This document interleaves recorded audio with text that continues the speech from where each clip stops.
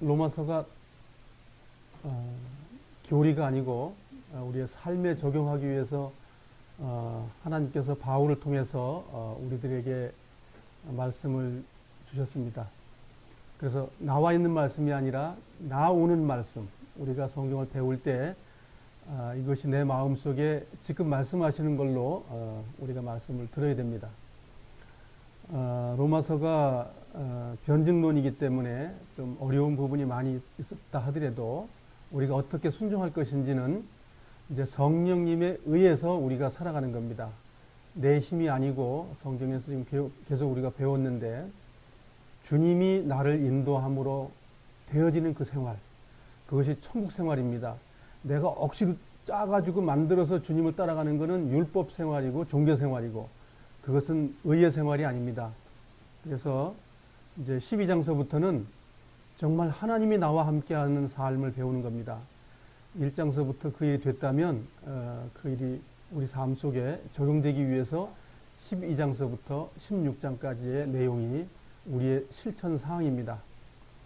그래서 오늘 이제 그 후반부에서의 그 첫 번째 이야기가 되겠습니다. 오늘 로마서 12장 1절서부터 8절까지 짧으니까 같이 함께 읽겠습니다.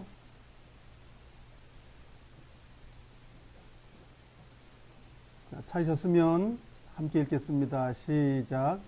그러므로 성도 여러분, 나는 하나님의 자비로서 여러분에게 권합니다. 여러분의 몸을 하나님을 기쁘시게 하는 거룩한 살아있는 제물로 드리십시오. 이것이야말로 여러분이 마땅히 드려야 할 영적인 예배입니다. 여러분은 이 세상을 본받지 말고 마음을 새롭게 하여 변화를 받으십시오. 그러면 여러분은 하나님의 선하시고 기뻐하시고 온전한 뜻이 무엇인지를 분별할 수 있게 될 것입니다.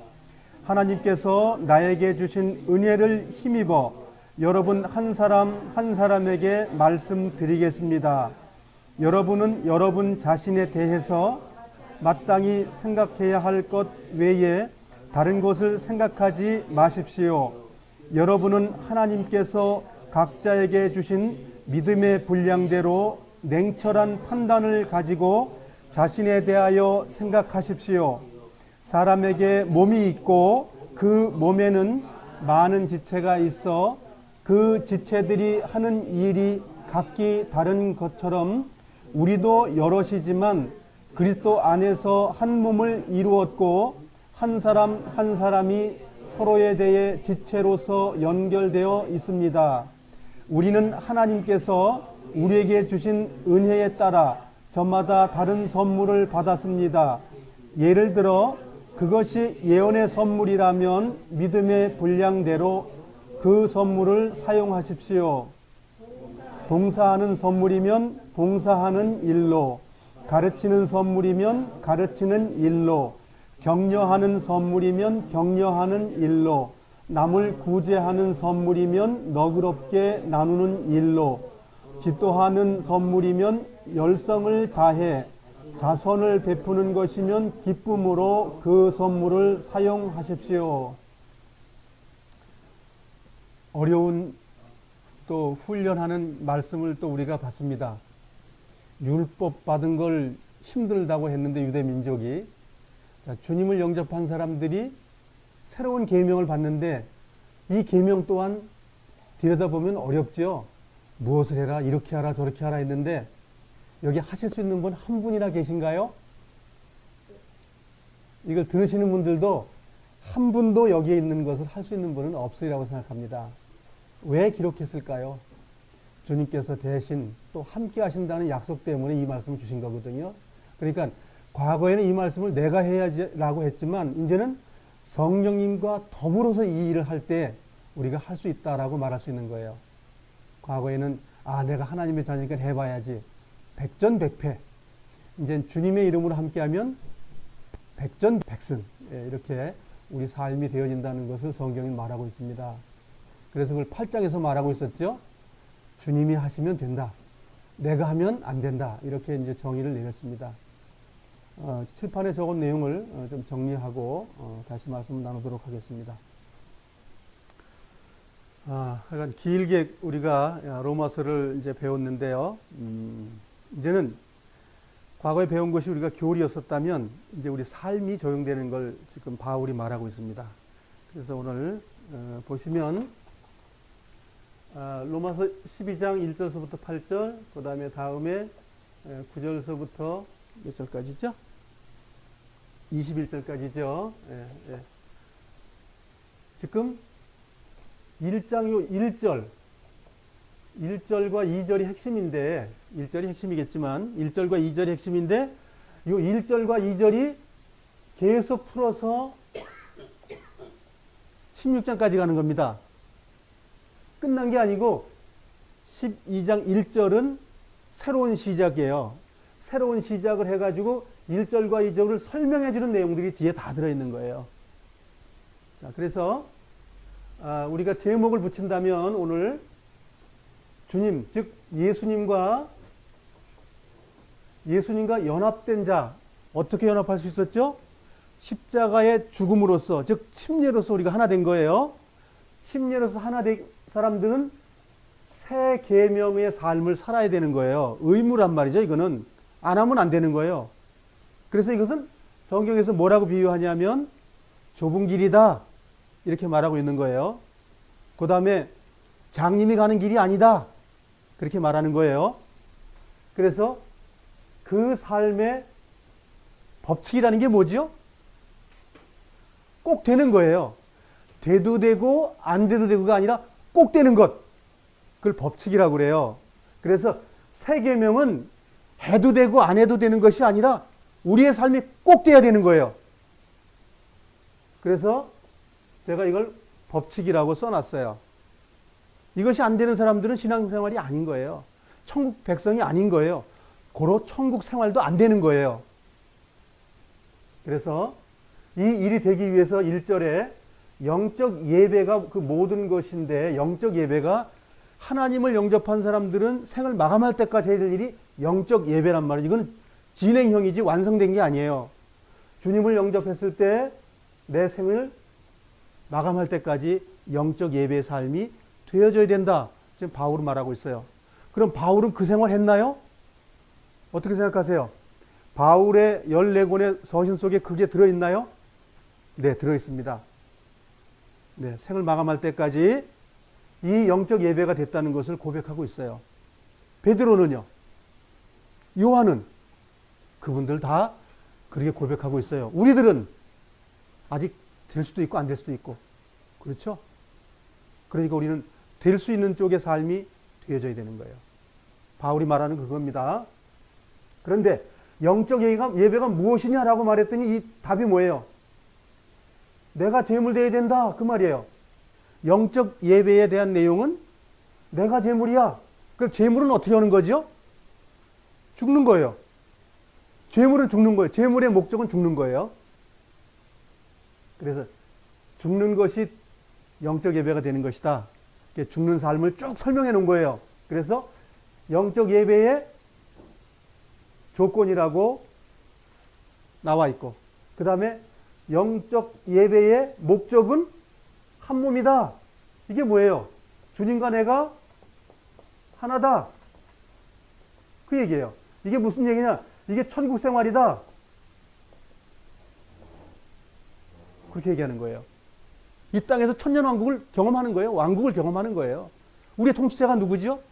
마귀님? 아니에요. 우리는 성령님이에요. 성령님은 곧 하나님이셔요. 예수님이 성령님이셔요. 예. 그래서 세 번째 단락에는 이 목적이 한 몸 안에 들어가야만이 목적이고 한 몸 바깥으로 나가면 목적이 아니다 이거예요. 그러니까 바울이 말하는 것은 한 몸 안에 들어가서 생활해라 그 얘기라고요. 한 몸. 그래서 한 몸은 주님의 몸을 얘기하는 거죠. 우리가 여기 7교회는 주님의 몸이다. 주님의 몸은 성전, 그 다음에 천국이고 왕국 생활이다 이렇게 써놨잖아요. 그것처럼 이제 네 번째 단락은 영적 예배란 각자가 받은 은사대로 섬기는 것이다. 각자가 받은 은사대로. 무슨 은사 받으셨어요? 한번 가슴에 마음의 손을 얹고 생각해 보세요. 아니, 하나님이 나에게 뭘 줬지? 뭘 줬습니까? 하나님께서? 일단 사랑을 줬으면 사랑이 나올 수 있겠죠? 사랑이 들어오면 사랑이 나간다고요. 원망과 시비가 오면 원망과 시비가 나가는 거죠. 하나님이 우리에게 주신 것은 하나님을 사랑하고 형제자매를 사랑하라는 계명을 우리 마음에 주셨다고요. 그것이 우리가 흘러나오는 통로가 나라는 거예요. 그래서 각자 은사를 줬는데 그 은사대로 섬기는 삶이 신앙생활이며 하나님의 자녀의 생활이다, 그 얘기예요. 그래서 그 얘기를 16장까지 가는 거예요. 이 삶을 16장까지 갑니다. 그래서 이제 여기에 제가 지우고 다시 한번 적어 보겠습니다. 자, 우리가 예배는 뭐예요? 제사지요?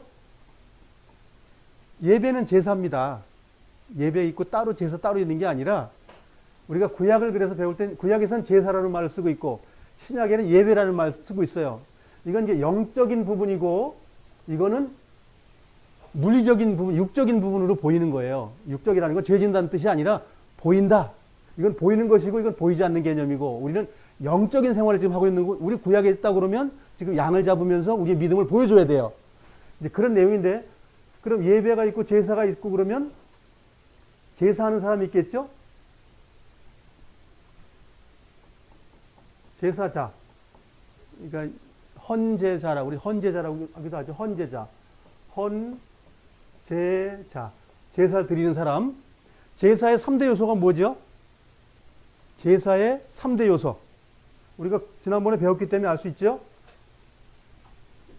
제사의 3대 요소. 성막이 있어야 되죠? 성막이 없으면 제사 지낼 이유가 없잖아요. 성막이 있어야 되고, 그 다음에 제물이 있어야 되고요. 그 다음에 누가 있어야 되죠? 죄를 짓는 헌제자가 있어야 되죠? 이게 지금 나잖아요, 나. 예. 그러니까 제물이 되기 위해서는 내가 있어야 되고, 내가 회개된 마음이 있어야 되고, 그 마음만 있으면 뭐래요? 제물이 있어야지. 구약에는 양이란 말이에요. 양, 소, 염소. 그렇죠? 뭐 비둘기도 있고. 그럼 신약에는 뭐냐고요? 신약에는 제물이 뭐가 있어요? 어린 양이신 예수님이 신약의 제물이에요. 구약의 그림자로 오신 분이 신약의 실체로 오셔가지고 내가 제물이다. 세상 죄를 지고 가는 하나님의 어린 양이다. 그러면 내가 예수님을 날마다 닮는 생활을 하고 있습니까? 그 얘기예요. 이게 신앙생활이라는 거예요. 이 신앙생활의 3대 원칙이 우리 삶이다 이거예요. 그래서 내가 과연 날마다 예수님을 제물로 바치고 있냐 하나님 앞에. 그 문제입니다. 그것을 이제 바울이 말하고 있는 거예요. 신약의 그리스도인들이요. 당신의 몸이 죄물이 내가 죄물이 된다는 말은 뭐죠? 주님과 내가 하나 됐다. 어떤 식으로? 죽음으로. 무슨 죽음? 침례의 죽음으로. 로마서 6장에 나오는 말씀이죠, 그것이. 그러니까 우리가 과거에 교리적으로 배운 것이 지금 뭐예요? 실체의 삶에서 내가 어떤 상황에서 내가 죽어야 될 일, 봉사해야 될 일, 살아야 될 일이 생긴다면 주님의 이름으로 하라는 거예요. 그것이 우리의 실체적인 삶이라는 거예요. 이론이 아니고 실체. 그것이 안 되는 그리스도인은 그리스도인이 아니라는 거예요. 그래서 안디옥에서 비로소 저분들이 그리스도인이라는 칭함을 처음으로 받은 거예요. 그분들이 어떻게 살았다고요? 영적 제물로. 예. 자기가 제물이 됐기 때문에 그들이 그러한 칭을 받았다는 거예요. 저분들은 그리스도인이야. 즉 뭐예요? 예수님이나 박수님이나 똑같다 그 얘기예요. 응? 그 얘기예요.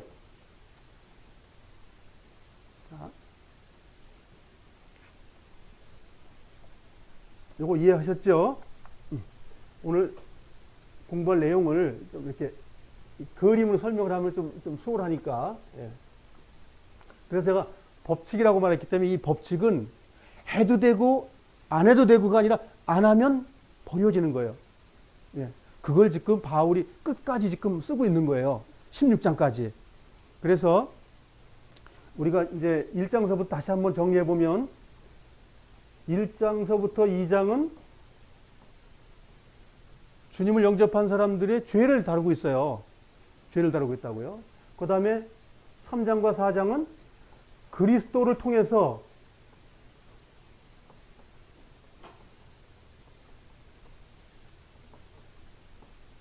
그래도 예수님을 속죄 때문에 구원이라는 게 이루어졌다라고 성경은 얘기하고 있어요. 그 다음에 6장에서 5장서부터 8장까지는 예수님을 통해서 거룩함이라는 것을 살 수 있다. 이렇게 지금 선언해요. 예수님 때문에 예수님과 함께 그렇게 해서 선과 사랑과 거룩함이라는 것이 열매로 맺어진다고 성경은 선언하고 있는 거예요. 그것이 5장서부터 8장까지. 그러면 지난번에 9장에서부터 11장까지 배운 게 뭐죠? 최근에 배운 거니까 민족적인 거죠. 여기는 개인적인 거라면 개인의 구원이라 그러면 여기는 민족의 구원을 예정했다는 거예요. 민족의 구원을 예정했다. 9장서부터 10장 배운 것은 그러니까 이방인이기 때문에 저주받는 것이 아니고 또 유대인이기 때문에 다 구원받는 게 아니다. 이걸 우리 배웠어요. 그러니까 성경에서 선민이라든가 이걸 너무너무 오해하니까 바울이 평정해 준 거예요. 이렇게 하고 그 다음에 이제 12장서부터 16장까지가 이제 영적인 생활에 대한 실질적인 삶을 얘기하는 거기 때문에 제가 이제 삶의 법칙이라고 지금 기록한 거예요. 그러니까 이 과정이 다 된 사람만 지금 삶의 법칙을 적용할 수 있어요. 근데 이것이 안 된 사람은 아무리 하려고 해도 안 되는 거예요. 그래서 주님을 영접하고 주님을 나의 주님이라고 고백하고 그리고 나아가는 사람, 결단하는 사람, 그 사람의 삶이 이제 된다라고 말하는 거예요. 그래서 여기서부터는 이제 결단하는 거예요. 12장서부터는 그냥 되는 게 아니라 내가 결단하고 나아갈 때 그때부터 하나님의 영이 작동을 해서 신령한 삶, 거룩한 삶, 하나님의 백성의 삶이 되어지는 거예요. 자, 우리 이제 성경으로 돌아가서 이제 보도록 하겠습니다. 자, 오늘의 주제는 12장 1절에 나와 있는 내 몸을 하나님 앞에 거룩한 그 몸으로 죄물이 되어야 한다는 것의 핵심이죠. 12장의 서두의 핵심이 내가 하나님 앞에 거룩한 제물입니까? 이렇게 묻는 거예요. 내가 거룩한 제물이 아니면 아무 소용이 없다. 이렇게 지금 성경은 말하고 있는 거예요. 그리고 여기에 해도 되고 안 해도 되고 그런 게 아니라 안 하면 안 되는 거예요. 그래서 율법이요? 율법이 아닙니다. 이것은 사랑의 계명이에요. 정말 주님이 나를 사랑한 걸 믿었다면 너도 좀 사랑해 볼래? 그런 내용이거든요. 그러니까 사랑을 받은 자야만이 사랑할 줄 안다는 말도 있죠. 사랑 안 받은 사람은 이 일이 안 되는 거예요. 생활 속에서. 정말 참으로 주님이 나를 사랑하셨다는 것을 정말 안다면 이제 이 삶이 된다고 지금 바울은 말하고 있는 거예요. 1절 같이 한번 읽겠습니다. 시작. 그러므로 성도 여러분, 나는 하나님의 자비로서 여러분에게 권합니다. 여러분의 몸을 하나님을 기쁘시게 하는 거룩한 살아있는 제물로 드리십시오. 이것이야말로 여러분이 마땅히 드려야 할 영적인 예배입니다. 예. 마땅하다 그랬으니까는 뭐예요? 그렇지 않다라는 것도 있다는 얘기죠. 그러니까 주님의 사랑을 경험한 사람이면 마땅히 영적 제물이 되어야 된다. 그러니까 지금 구약엔 양을 잡아서 제물 드려진 것처럼 지금 신약에서는 내가 영적인 제물이 되어야 된다. 그 얘기거든요. 영적인 제물. 그래서 이 영적인 제물에 대해서 이제 안 되면 안 된다. 영적인 제물 그건 어떻게 돼야 되냐? 이렇게 지금 묻는 거예요. 2절을 같이 한번 읽어보겠습니다. 시작. 여러분은 이 세상을 본받지 말고 마음을 새롭게 하여 변화를 받으십시오. 그러면 여러분은 하나님의 선하시고 기뻐하시고 온전한 뜻이 무엇인지 분별할 수 있게 될 것입니다. 무엇 못하면 어떻게 됩니다. 이 말인데, 즉 영적 예배가 되려면 무엇을 하라고 하는 거죠? 우리에게 지금 숙제를 주고 있습니다.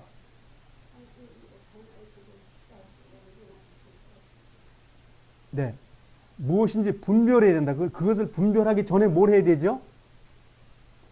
그 분별은 무엇하면 분별이 된다고 지금 2장에 말하고 있어요. 2절에 말하고 있어요. 자, 이 세상을 본받지 말고 그 다음에 마음을 새롭게 하고 변화를 받으십시오. 요 세 가지가 되고 나면 하나님의 선한 뜻이 내 삶 속에 적용이 된다. 이렇게 말하고 있어요. 그 뜻이 무엇인지도 알 수 있고. 그럼 요 세 가지를 먼저 해야 되겠죠? 이 세상을 본받지 말고, 이 세상이 지금 뭐지요? 나쁜가요? 악한가요? 그렇지 않습니다. 죄를 짓고자 하는 그 법칙에서 벗어나라는 말이죠. 예수님께서 요한복음 3장 16절에 하신 말씀이 뭐죠? 세상 죄를 지고는 하나님의 어린 양, 즉 세상에 죄 짓는 것을 끝내신 하나님. 그러니까 세상에 죄 짓는 본성으로 가지 않는 것하고 그렇게 하기 위해서 마음을 새롭게 해야 된다는 거예요. 여기서 마음을 새롭게 해야 된다는 건 헬라 말인데 날마다 깨끗게 해야 된다는 말이에요. 한번 깨끗게 했기 때문에 끝났다는 게 아니라 날마다 새롭게 해야 된다는 말이에요. 진행형이라는 거예요. 깨끗이 살아야 되는 걸 진행형한다. 그래서 날마다 변화받는 생활을 계속적으로 해야 된다. 언제까지? 우리 생을 마감할 때까지. 그 말입니다. 이제 그러한 내 삶의 자세가 된다면 하나님이 선하시고 기뻐하시고 온전한 뜻이 내 삶 속에 된다. 이렇게 지금 성경은 말하고 있는 거예요.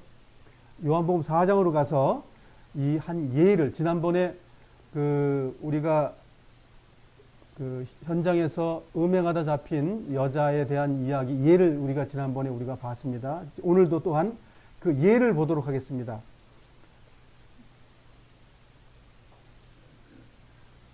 요한복음 4장 23절입니다.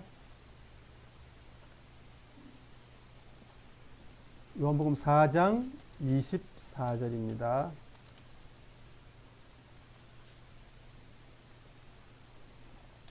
23절, 23절, 24절 같이 두 절을 읽어보겠습니다. 시작. 그러나 참되게 예배하는 사람들이 영과 진리로 하나님께 예배할 때가 올 것인데 지금이 바로 그때예요. 그리고 하나님께서는 이렇게 예배하는 사람들을 찾고 계시오. 하나님께서는 영이시기 때문에 하나님께 예배하는 사람들은 반드시 영과 진리로 예배해야만 하오. 예. 그 예배한다고 말하는 것은 영과 진리로 예배하는 것이 우리가 제물된 거다. 이렇게 지금 말하고 있는 내용이거든요. 그래서 하나님은 뭐라고요? 영이시라고. 자, 구약에 우리가 지금 모세를 통해 가지고 하나님이 어떤 분입니까? 라고 물었으니 나는 나다. 이렇게 얘기했잖아요. 그러면 거기에 대입을 한번 해볼까요? 하나님은 구원하는 자다. 하나님은 참빛이다. 하나님은 공의의 하나님이다. 하나님은 깃발이다. 하나님은 미리 준비하는 분이다. 계속 그런 서식을 얘기하고 있는 거죠. 하나님은 무엇이다. 이렇게 한다고요. 신약에는 예수님은 무엇이다. 이렇게 말했어요. 근데 신약에는 한번 대충 나온 걸 한번 해볼까요? 나는 선한 목자다. 네. 나는 빛이시다. 이런 말씀이 있죠?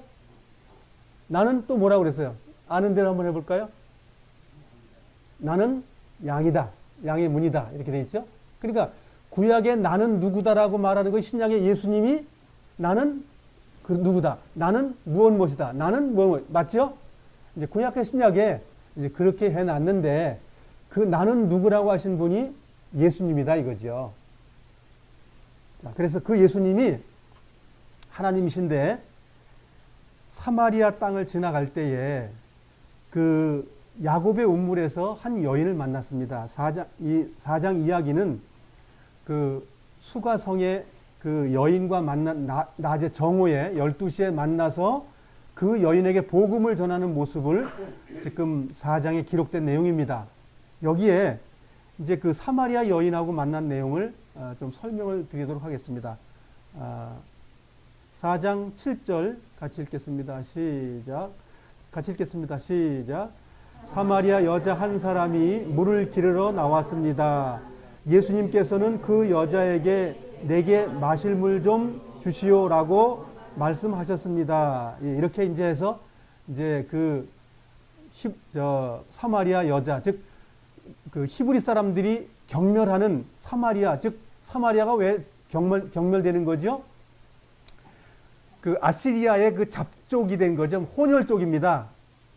아시리아 사람의 혼혈족이 살아가고 있는 것이 사마리아 여자들, 사마리아 마을이에요.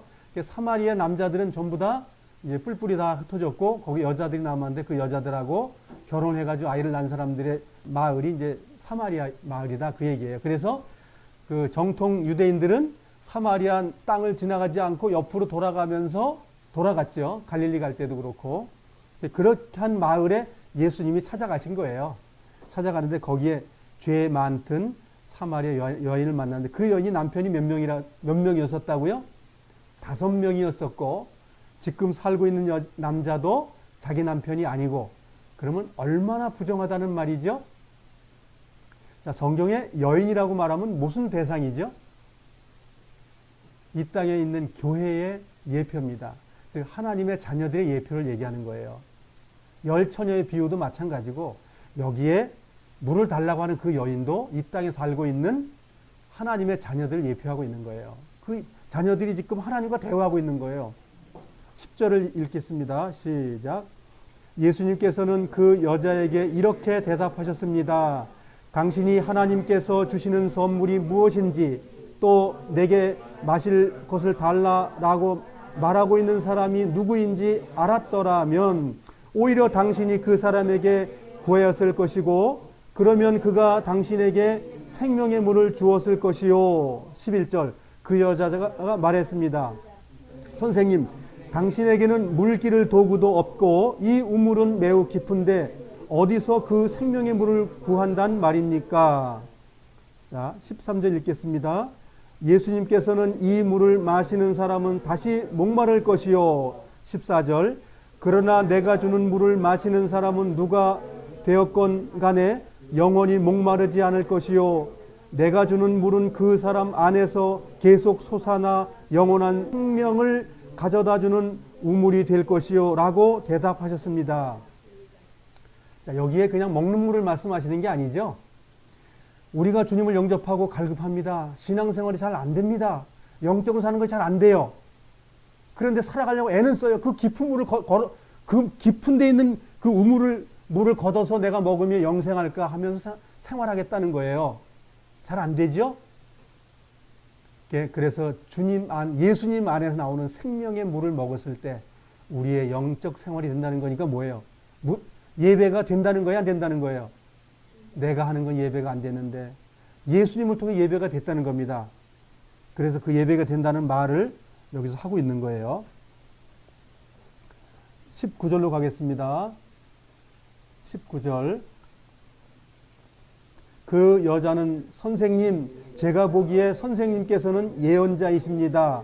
20절 우리의 조상들은 이 산에서 예배하였으나 유대인들은 예배할 수 있는 유일한 장소는 예루살렘에 있다고 주장합니다. 라고 말했습니다. 자, 예수님 말씀이 이제 뭔가 들어보자고요. 왜냐하면 이 사마리아 여인은 지금 안 되고 왜 나는 영적으로 안 될까? 갈급하고 목마르고 그랬던 분이거든요. 그래서 21절 읽겠습니다. 시작. 예수님께서 이렇게 말씀하셨습니다. 여인이여 나를 믿으시오. 이 산에도 아니고 예루살렘에서도 아닌 당신네들이 아버지께 예배할 때가 올 것이요. 22절 사마리아 사람인 당신네들은 알지 못하는 것을 예배하나 우리 유대인들은 우리가 알고 있는 것을 예배하오. 이것은 구원이 유대인들로부터 나오기 때문이요. 그래서 23절, 24절 읽어보겠습니다. 그러나 참되게 예배하는 사람들이 영과 진리로 아버지께 예배할 때가 올 것인데 지금이 바로 그때요. 그리고 하나님께서는 이렇게 예배하는 사람들을 찾고 계시오. 24절. 하나님께서는 영이시기 때문에 하나님께 예배하는 사람들은 반드시 영과 진리로 예배해야만 하오. 자, 이렇게 설명을 한 거예요. 설명을 하니까 이 여인이 깨달았다는 거예요. 깨닫지 못했다는 거예요. 깨달은 거예요, 이제. 아, 내가 이 야곱의 우물에 먹어가지고 영원한 예배가 안 되는구나. 그래서 이제는 참으로 오시라고 하는 그 예수가 바로 나라고 하는 것을 깨달았을 때 그때부터 이 삶이 된다는 걸 여기서 말하고 있습니다. 25절 읽겠습니다. 시작. 그 여자는 그리스도라 불리는 메시아가 오실 것이라는 사실을 알고 있었습니다. 그분이 오시면 우리에게 모든 것을 설명해 주실 것입니다. 라고 말했습니다. 26절. 그러자 예수님께서 여자에게 말씀하셨습니다. 지금 당신과 이야기하고 있는 내가 바로 그 메시아요. 자, 지금 메시아가 어떤 분이라는 것은 사마리아 여인은, 수가성의 그 여인은 알고 있었던 거예요. 그런데 만나고 이야기를 해보니까 이야기를 했는데 지금 예수님은 당신이 메시아라고 지금 설명해 주고 있는 거니까 뭐예요? 복음을 전하고 있는 거예요. 자기를 바라는 자들에게 지금 말하고 있는 거예요. 우리가 지금 사마리아의 여인이고 갈급하고 물을 길는 여인이 돼야 되지, 물도 안 길고 동이도 필요 없는 사람이라면 주님은 나가지 않는다는 거예요. 그러니까 주님은 뭐예요? 목마른 자에게 주시기 위해서, 만나기 위해서 오신 거예요. 내가 원하는 자가 아니었다면 하나님은 나에게 아무런 문제가 되는 거 아니에요. 구하는 자만 구하라 주실 것이요, 두드리라 문 열어줄 것이요. 그것은 하나님의 진리입니다. 그래서 제가 그걸 복음이라고 말했잖아요. 그래서 지금 그 복음을 전하는 모습을 우리가 보고 있는 거예요. 그런데 이 사마리아 여인이 누구라고요? 죄 짓고 육신에 빠져 있고, 그렇지만 거기서 빠져나오고 싶어서 안달복달하고 하는 그 여인이었다는 거예요. 우리가 그 사람입니까 지금? 이 사람이 되지 못하면 그리스도를 못 만나는 겁니다. 우리 모두가 수가성에 음행한 이 여인이 주님을, 이 음행을 버리고 싶어하고 깨끗게 살고 싶고 영적인 삶을 살고 싶어하는 그 여인에게 하나님은 오시는 거예요. 그래서 뭐라고 대답하지요? 내가 바로 그 메시아요. 내가 바로 그 메시아요. 그래서 그 메시아와 내 마음에 어떻게 하겠다는 거예요? 안식을 주시겠다는 거예요. 28절입니다. 자, 내가 바로 그 메시아여라고 예수님이 말씀할 때 수가성의 그 여인은 받아들였습니까? 받아들이지 않았습니까? 바로 받아들였죠. 받아들이고 무슨 일을 합니까? 28절 읽겠습니다. 시작. 그 여자는 물 항아리를 버려두고 마을로 돌아가 사람들에게 말했습니다. 여러분, 이리 와서 내 과거의 일을 다 말해준 사람을 한번 보세요. 이분이 메시아일까? 아닐까요? 30절. 그러자 사람들이 마을에서 나와 예수님께로 왔습니다. 이게 신앙생활이죠. 자기뿐만 아니라 주변의 것을 가져왔어요. 자, 메시아라고 말하는 것은 복음 전도죠. 복음 전도는 사랑을 전하는 겁니다. 지금 나를 알고 있고 나를 사랑하는 그분을 내가 만났습니다. 한번 와 보시겠소? 이렇게 지금 얘기한 거예요. 그런데 이 악한 여인이 옆에 있는 사람들은 어떻게 봐야 됩니까? 지금 잘 이해하셔야 됩니다. 그 남편이 5이나 거닐고 지금 살고 있는 남편도 자기 남편이 아니야. 그런데 옆에 사람들에게 여러분들 와 보시오 했더니 다 같이 가요. 신뢰가 있는 사람이에요? 신뢰가 없는 사람이에요? 신뢰가 있는 분이에요. 다 같이 그런 삶을 살고 있더라. 그 옆에 사람이. 그거예요. 똑같은 사람들이라는 거예요. 그분들에게 얘기했더니 나도 안 되는데 당신 됐단 말이야? 가보자. 그래서 주님께로 인도하는 거예요. 흔히 남들이 말해, 저 바깥에 복음 전화 간다고. 아닙니다. 주님을 원하고 바라는 사람이 내 옆에 있다면 그를 주님께로 인도할 힘이 주님으로부터 오는 거예요. 지금 이 사람이 자기가 만들었어요? 주님으로부터 오신 거예요. 이게 신앙생활이고 이게 천국생활입니다. 그래서 이 생활은 하나님의 이 생명수가 사마리아의 수가성의 이 여인 속에 죽을 때까지 그 생수의 샘이 흘러나오는 거예요. 사랑, 내 이웃을 사랑하고 하나님을 사랑하는 삶이 되어진 거예요. 이게 무슨 생활이라고요? 죽는 생활이고 내가 죄물된 생활이고 내 평생의 죄물이고 참 예배의 삶이 된 거예요. 이 여인이 우리에게 샘플인 거예요. 하나님이 직접 만나가지고 하나의 샘플과 예화를 만들어가지고 우리에게 주신 거예요, 지금. 지금 요한복음 4장이 내 삶의 실천 강령이고 삶이 되어져야 됩니다.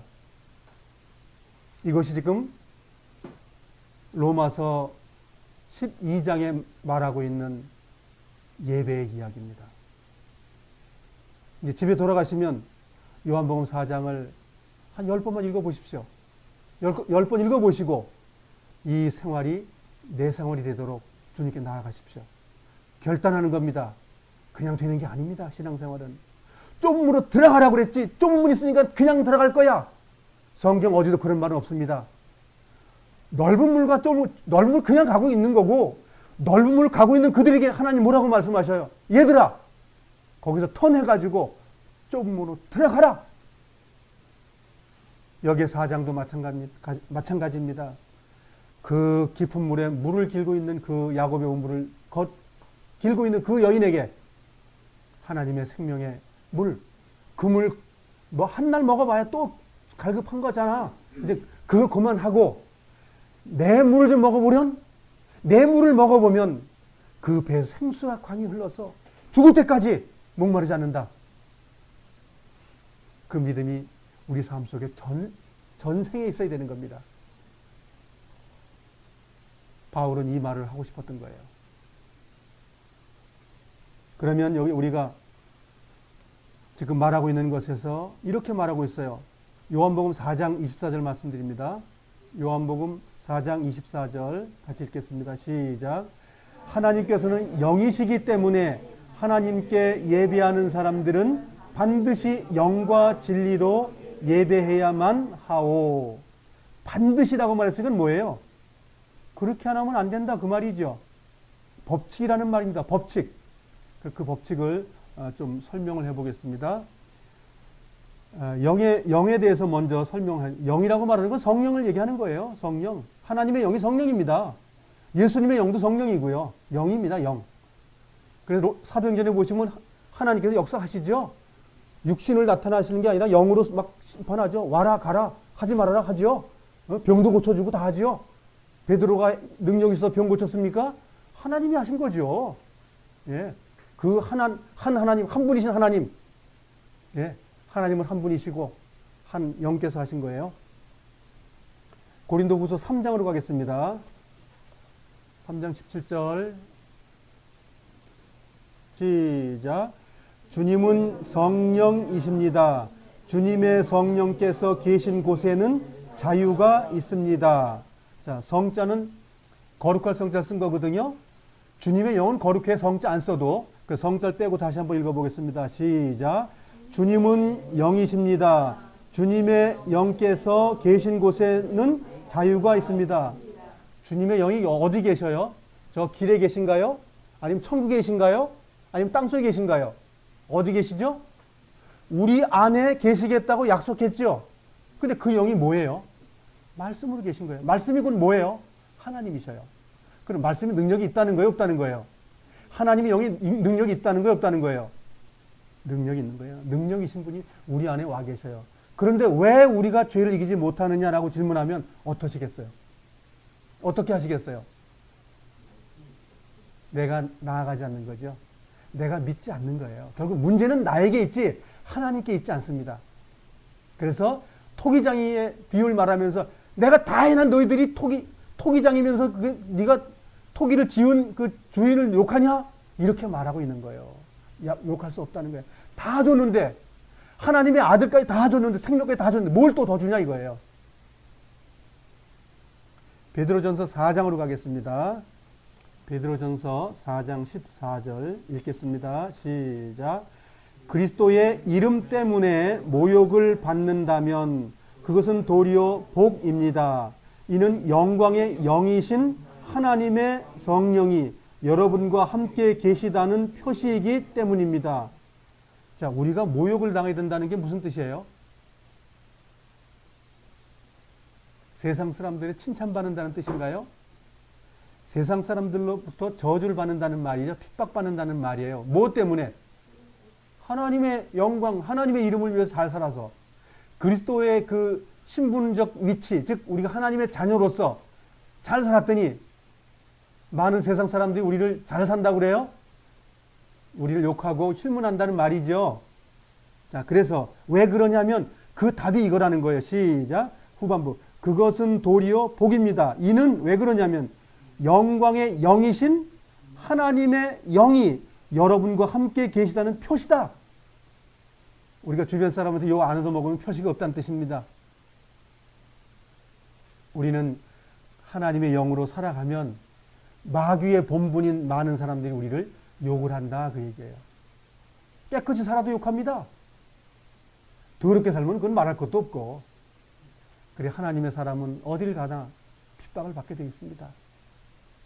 근데 왜 그러냐면 우리 안에 하나님의 영, 말씀이 있기 때문에 그 말씀대로 살아갔더니 저들이 욕하더라 그 얘기예요. 그래서 하나님께서 영이라고 말하는 걸 오해하지 마시길 바랍니다. 말씀이고 영이고 전 우주에 편만하다고 말씀하신 게 무슨 뜻이냐면 말씀을 받아들이지 않고 곧 하나님을 만나는 거기 때문에 특별히 뒤로 자빠지면서 뒤집어져서 영을 받는 게 아니고 이 말씀을 주님께서 윤호하시면 허락하시면 우리가 언제든지 받을 수 있다는 겁니다. 그래서 내가 원하느냐 원치 않느냐는 것은 나에게 달려있는 거예요. 내게 오면 주님은 한 번도 거부하지 않는다고 약속했어요. 한 번도. 그런데 우리는 쓸데없는 걸 구하고 있기 때문에 문제가 되는 거죠. 그러면 진리라고 말하는 거에 대해서 이제 영에 대해서 잠깐 봤지만 진리에 대해서 좀 잠깐 보겠습니다. 진리가 무엇이냐? 진리는 하나님을 얘기하는 거잖아요. 그렇죠? 내가 곧 길이요 진리요 생명이라 했으니까. 자, 시편 119편으로 가보겠습니다. 41절서부터 43절까지 읽어보도록 하겠습니다. 41절서부터 43절까지 시작. 여호와여 주의 변치 않는 사랑을 내게 주소서. 주의 말씀대로 주의 구원이 내게 임하게 하소서. 그러면 내가 나를 비웃는 자들에게 대답할 것입니다. 내가 주의 말씀을 믿습니다. 진리의 말씀을 나의 입에서 빼앗아가지 마소서. 내가 나의 소망을 주의 규례에 두었습니다. 자, 42절. 내가 주의 말씀을 믿습니다. 43절. 진리의 말씀을. 내가 주의 말씀을, 진리의 말씀을. 같다는 거예요? 틀리다는 거예요? 말씀은 진리고 진리는 말씀이고. 맞죠? 예, 진리는 말씀이고. 그래서 말씀은 하나님이고. 다 맞는 거죠? 우리처럼 말하는 그 말 말고 말씀, 그게 영이라는 말이죠. 신령한 겁니다, 그것이. 강아지들도 말씀합니다. 서로 꼬리치고 만나면 서로 말해요. 엉엉대고. 사람들은 그거보다 더 높은 차원의 영의 교감을 해요. 하나님의 사람들은 더 높은 차원의 영감을 해요. 하나님과 나 사이는 더 높은 차원의 교통이 있는 거예요. 시편 43편으로 가보겠습니다. 시편 43편 3절입니다.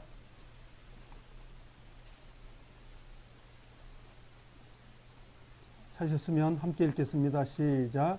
주의 빛과 진리를 보내주소서. 그것들로 나를 인도해 주소서. 그것들이 나를 주의 거룩한 산과 주님께서 사시는 곳으로 인도하게 하소서. 주님이 사는 곳으로 뭐 때문에 인도가 된다고요? 거룩함 때문에. 거룩함이 누구 거라고요? 하나님. 주님이 사시는 곳이 어디예요? 저 3층 어디 꼭대기 어딘가요? 아닙니다. 지금 우리와 함께 살고 계십니다. 그것이 어디라고요? 천국이에요. 죽어서 가는 천국 말고 지금 함께 말씀과 영으로 지금 교통하고 살고 있는 겁니다. 우리의 육신이 다 쓰고 땅에 돌아가고 나면 온전한 곳으로 가고 죄도 못 짓는 곳으로 가는 겁니다, 우리가. 그래서 주의 빛, 주님은 빛이라 그랬죠? 하나님은 빛이시라. 예수님도 빛이시라. 참빛 곧 세상에 와서 각 사람에게 비치는 빛이 있었나니. 구약의 하나님이 야훼가 신약의 예수님이에요. 그가 진리이고 예수님도 진리고 한 분입니다. 그건 두 분이 아니에요. 1, 2위 제일 꽃 위에 있는 하나님, 2위 예수님 말씀, 그 다음에 3위 성령님. 그런데 다 한 분이 하시고 있는 거예요. 다 한 분이에요, 그냥. 요한복음 8장으로 가겠습니다.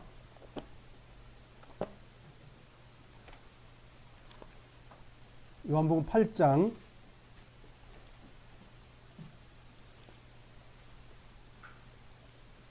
요한복음 8장 32절입니다.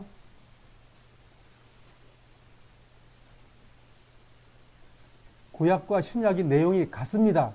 즉 예수님과 야훼는 같은 겁니다. 즉 우리가 흔히 말하는 하나님이라고 말하면 귀신들도 하나님이라고 엘로힘이라고 해요.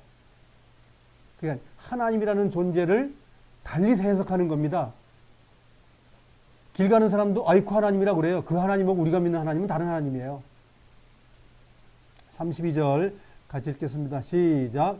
그때에 너희는 진리를 알게 되고 진리가 너희를 자유롭게 할 것이다. 자, 진리가 뭐지요?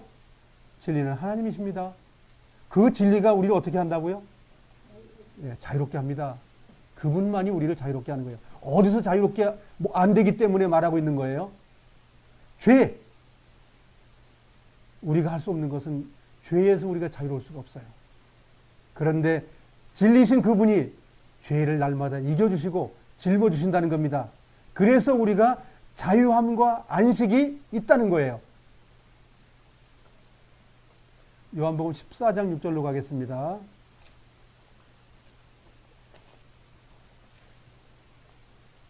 장 6절. 자, 두 번 읽겠습니다. 시작. 예수님께서 대답하셨습니다. 내가 바로 그 길이요 진리요 생명이다. 나를 통하지 않고는 아버지께로 올 사람이 없다. 자, 모세가 하나님, 우리 조상이 하나님이 그럼 보냈다 그러면 하나님 이름이 뭐라고 설명하지요? 라고 말할 때 나는 나다. 나는 무엇을 하는 나다. 나는 이스라엘 백성을 구원자야, 구원하는 하나님이야. 그 말한 것처럼 여기에 뭐예요? 하나님은 길이고, 하나님은 진리고, 하나님은 생명이고, 그 말한 겁니다. 구약이나 신약이나 하나님에 대한 그 인칭은 똑같은 거예요. 삼위의 하나님에서 벗어나시기를 바랍니다. 정말 남이 말한 거 말고 정말 삼위의 하나님을 성경에서 스스로 연구해 보십시오. 남이 말한 삼위이론, 삼위일체 말고 내가 직접 성경 연구해가지고 정말 하나님은 삼위일체야. 남들이 말한 거 말고 한번 연구해 보시길 바랍니다. 성경은 나는 홀로 계신 난 하나야. 난 하나야. 난 하나야라고 말했는데 그 하나이신 분이 육체로 와서 하나님의 일을 하셨고 영으로서 역사하셨는데 그걸 왜 나누냐 이거예요. 성경은 유일하신 참 하나님이라고 성경 선언, 그 외에 없습니다. 그러면 세 분이 우리를 만들었다고 성경 기록해야 돼요. 자, 성경은 그렇게 말하고 있기 때문에 에베소 4장 21절로 가겠습니다. 에베소 4장 21절 같이 읽겠습니다. 시작. 나는 여러분이 진정 그분의 말씀을 들었고 또 배웠으므로 진리 되신 그분 안에 살고 있다고 확신합니다. 진리 되신 그분 안에 살고 있다. 너희가 내 안에, 내가 너희 안에. 다 같은 말이죠. 내 안에 들어와라, 내 안에 들어와라. 계속 그렇게 말하고 있죠. 너희가 내 안에 들어오면 많은 과실을 맺는다. 어떤 과실? 영적 예배가 된다는 거예요. 그게 과실이에요. 죄 안 짓는 것, 그것이 과실입니다. 이웃사람 주님께 인도해가지고 구원받는 것이 과실이 아니고 주님의 인도함으로 날마다 승리하고 이기는 생활, 죄 안 짓는 생활이 열매 맺는 생활이에요. 그것이 천국 백성이에요. 구원은 누가 시킨다고요? 하나님께서, 성령님께서. 되지도 않는, 받지도 않는 걸 가지고 한다 그러니까 많은 사람들이. 요한복음 4장 26절입니다. 26절 같이 한번 읽겠습니다. 시작. 그러자 예수님께서 여자에게 말씀하셨습니다. 지금 당신과 이야기하고 있는 내가 바로 그 메시아요. 그래서 영과 진리로 예배한다는 것이 무엇이냐면 예수님이 메시아라는 걸 인정한다면 영과 진리의 삶은 된다는 겁니다. 이게 안 되면 영과 진리의 예배는 안 되는 거예요. 지금 무슨 뜻이에요? 하나님은 하나님이시고 나는 죄질 수 있는 이 땅에 있는 존재라는 걸 인정하는 거예요. 이것이 된 이 사마리아 여인이 그때부터 삶이 된 거예요. 목마르지 않는 영적 하나님께로부터 오는 그 영적 샘물, 그 바위에서부터 터져 나와가지고 평생 그 광야를 살아갔던 그 바위이신 그 속에서 생명의 그 물을 마시는 그 생활. 우리가 그 생활이 돼야 됩니다. 그래서 이 사마리아 여인은 우리에게 샘플로서, 교훈으로서 나라는 거예요, 나. 본문으로 가겠습니다. 12장으로 가겠습니다.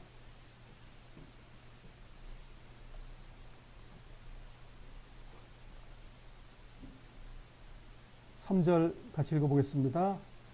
하나님께서 나에게 주신 은혜를 힘입어 여러분 한 사람 한 사람에게 말씀드리겠습니다. 여러분은 여러분 자신에 대하여 마땅히 생각해야 할 것 외에 다른 것을 생각하지 마시고 여러분은 하나님께서 각자에게 주신 믿음의 분량대로 냉철한 판단을 가지고 자신에게 대하여 생각하십시오. 냉철하게 누가 지금 생각했죠? 좀 전에 봤던 사마리아의 수가성의 여인은 냉철하게 본 거예요. 아, 저분이 그리스도 메시아야. 4절, 5절 같이 읽겠습니다. 시작. 사람에게 몸이 있고 그 몸에는 많은 지체가 있어 그 지체들이 하는 일이 각기 다른 것처럼 우리도 여럿이지만 그리스도 안에서 한 몸을 이루었고 한 사람 한 사람이 서로에 대해 지체로서 연결되어 있습니다. 자, 이제 수가성의 그 여인이 주님의 그 메시아를 마음속에 받아들이고 믿었더니 그 사람이 한 게 뭐예요? 물동이를 버리고 육신에 갈급하고 율법적인 거 내가 해야지 했던 걸 버리고 났더니 그 다음엔 영 안에 한 몸 안에 들어가는 거예요. 영 안에 한 몸 안에 들어가서 그때부터 누가 일한다고요? 머리로부터 내려오는 그 영양분, 그 능력 우리 안에 역사하시는 거예요. 수가성의 여인이 그걸 경험해서 그 다음서부터는 주님의 사람으로 살고 있는 거예요. 한 몸 안에 들어간 거예요. 6절 읽겠습니다. 우리는 하나님께서 우리에게 주신 은혜에 따라 저마다 다른 선물을 받았습니다. 바깥에 나가서도 받았어요? 그 안에서, 한 몸 안에서. 그런데 쌈박질해요? 그렇다고 그러면 그건 다시 또 버리운 거죠. 이제는 서로 하나가 돼서 하나님을 사랑하고 형제자매를 사랑하는 삶이 되어지는 것을 지금 6절서부터 8절까지가 계명으로 주신 거예요. 되는 거다! 그렇게 얘기하는 거예요. 너 뭘 받았는지 수가성의 여인이 정말 깨달은 것처럼 깨달아보고 그 법칙을 적용해보라. 그 적용하는 내용을 지금 말하고 있는 거예요. 후반부. 예를 들어 그것이 예언의 선물이면 믿음의 분량대로 그 선물을 사용하십시오. 자, 명령이죠. 7절. 봉사하는 선물이면, 즉 이렇게 읽어보자고. 봉사하는 선물을 받았습니까? 봉사하십시오. 가르치는 선물 받았습니까? 잘 가르치시오. 네 맘대로 가르치지 마시오. 뭐 그 말이죠. 그 다음에 격려하는 선물을 받았으면 그 사람 마음을 잘 헤아려서 주님의 이름으로 하십시오. 그 말이죠. 또 지도하는 선물을 받았습니까? 그러면 열성을 다해서 하십시오. 그 말이고. 또 자선을 베푸는 걸 받았으면 기쁜 마음으로, 자선은 자기에 있는 걸 드리는 겁니다. 기쁜 마음으로 하십시오. 인색하지 말게 하십시오. 그 말이에요. 그러나 하나님이 주셨다는 거예요. 이 결론은 뭐냐면 내 것이 아니고 하나님 것을 선물이니까 뭐예요? 내 것이 아니라 하나님께로 받은 걸 가지고 했는데 거기서 자랑하고 교만하면 되겠어요? 그래서 흔히 말하는 은사를 받았다는 사람이 교만하고 은사를 받았다니 목이 뻣뻣해졌다 그러면 뭐예요? 그건 귀신의 영 받은 거예요. 왜? 하나님은 자애로우시거든요. 하나님은 자비로우시거든요. 만일 우리가 우리 삶 속에서 그것이 안 된다 그러면 그건 헛개비를 받은 거예요. 마귀의 영을 받은 겁니다. 그래서 이제 이 9절서부터 뒤에 쭉 나오는 내용은 뭐냐 하면 하나님이 그 선물로만 살아가는 생활이에요. 내 힘 조금도 안 들어간 거예요. 온전한 믿음의 생활로 16장까지 가는 겁니다. 하나님 주신 선물로. 이제 지금서부터는 왜 신앙이 안 됩니까? 수가성의 여인처럼 지금 계속 그 드레박질 하고 있는 거예요. 아유, 힘들어, 이거. 왜 이렇게 물이 안 나와? 이 깊은 그 이스라엘 땅은 석회질의 땅이기 때문에 물이 잘 안 납니다. 물도 한 30m 깊이, 그 깊이 뚫어서 그 속에 드레박질해서 건너 올려야 돼요. 힘들어. 왜 이렇게 물이 안 나오는 거야? 그러면 버리워지는 겁니다. 주님의 생수의 강이 내 배에서 흘러나오는 그 은사, 그 은사의 삶이 내 삶의 전생애가 되어야 됩니다. 그러면 사도 바울이 뭐 8장에서 주님이 대신 짐을 집니다. 그럼 끝났어요? 아니에요. 계속 지금 말하고 있어요. 언제까지 사도 바울이 살아있으면, 우리 옆에 살아있으면 뭐라고 말할까요? 너 죽을 때까지 그렇게 계속 말할 거예요. 왜? 그게 하나님의 그 계시 받은 거이기 때문에, 선지자의 그 계명과 사도로서의 직함이 그거예요. 그거 그냥 부르짖는 거예요. 너 죽을 때까지 해야 돼. 죽을 때까지 해야 돼. 그 말을 하는 사람이에요. 근데 죽어서도 뭐예요? 그 말하고 있는 거예요. 자, 그것이 억지로 하는 거라고 그랬어요? 선물이라고 그랬어요? 선물. 그런데 많은 사람이 선물 받고 나서 뭐라고 그래요? 아, 이 선물 무지 어렵네. 다들 그렇게 하지 않은가요? 그럼 왜 그랬죠? 주님 안에 들어가지 않았기 때문에. 주님이 하신다는 그 확답을 갖지 않고 내가 하기 때문에. 그래서 힘든 거예요. 우리가 이론 다 배웠습니다. 8장에서 다 끝났어요. 우리 힘으로 안 된다는 거 다 배웠어요. 그런데 여기 와서 또 자기 힘으로 해요? 또 설명하잖아요. 하나님의 능력, 선물 받은 거 가지고 하시오. 그렇게 말하잖아요. 각자 다 받았다고 말합니다. 여기는 각자. 뭘 받았습니까? 잘 생각해 보시기 바랍니다. 몸 안에, 그러면 몸이 우리만 몸인가요? 미국에 계신 분들은, 부산에 있는 분들은, 전주에 계신 분들은, 여수에 있는 분들은 다 주님의 몸입니다. 우리가 알든 모르든. 그럼 우리가 알았다면 어떻게 해야 되는 거예요? 서로 섬기는 거예요. 원수 맺지 말라고 했으니 원수 맺지 않는 거예요. 서로 존경하기를 먼저 하는 그 삶이 우리 삶 전체에 있어야 되는 거예요. 제가 말했다고 해서 말하는 사람 쳐다도 보지 마세요. 내가 주님 앞에 어떻게 살 거냐, 그것만 생각하시면 되는 거예요. 이 말 앞에 내가 어떻게 살아야 되느냐, 그 문제지. 이거 말한 사람도 버려질 수 있다고 저는 항상 말하잖아요. 정말 우리 죽을 때까지 이 삶이 되어져야 되는데 주님께 얼마나 많이 나아가야 되겠냐고요. 정말 힘쓰고 애쓰고 나아가라고 되어 있습니다. 성경은. 우리 모두 나아가는 삶이 되길 바랍니다.